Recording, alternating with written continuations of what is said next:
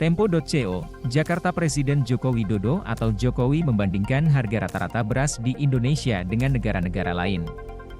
Harga produk dasar di negara ini, menurutnya, masih terkendali dalam Rp10.000 per kilogram. Harga beras kami berada di Rp rata Rp10.000. Cobalah untuk melihat di negara lain.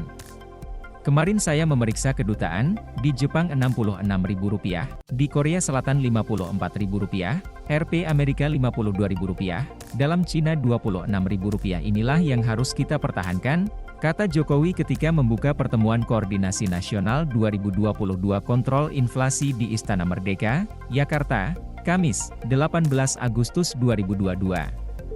Keberhasilan mempertahankan harga makanan di tengah dunia mengalami krisis ini, menurut Kepala Negara, harus bersyukur.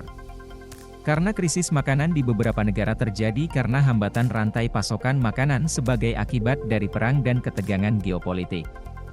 Kemampuan Indonesia untuk menstabilkan harga pangan diakui oleh lembaga internasional, Institut Penelitian Internasional RICE yang menghargai sistem keamanan pangan yang baik dan sendirinya padi. Selain itu, Jokowi meminta produksi beras terus mendorong. Dengan cara ini, Indonesia tidak hanya dapat menjadi cukup sendiri, tetapi juga ekspor untuk mengatasi kekurangan makanan di beberapa negara. Karena itu sudah mengerikan.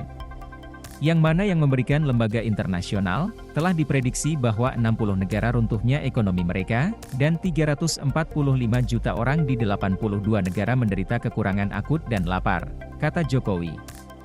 Sementara itu, Gubernur Bank Indonesia Peri Warjio mengatakan tingkat inflasi pada Juli 2022 adalah 4,94% per tahun.